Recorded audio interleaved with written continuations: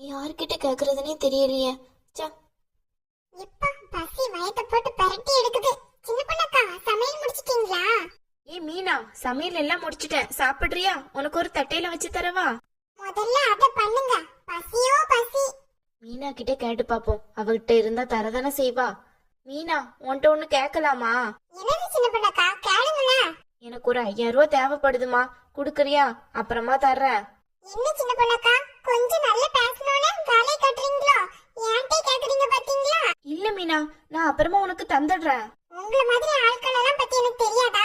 சும்மா இப்ப தர்றேன் அப்ப தர்றேன்னு கேப்பீங்க, அப்புறமா ஆளே காணாம போயிடுவீங்க.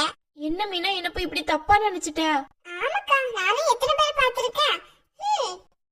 சொந்தம்னு சொல்லிட்டு இவங்கெல்லாம் எதுக்குதான் இருக்காங்களே தெரியல. ஒரு ஆத்திர அவசரத்துக்கு கூட உதவி இல்லைன்னா இனிமே சொந்தக்காரங்களே வேண்டான்ட்டு முடிவெடுத்துடணும் போல.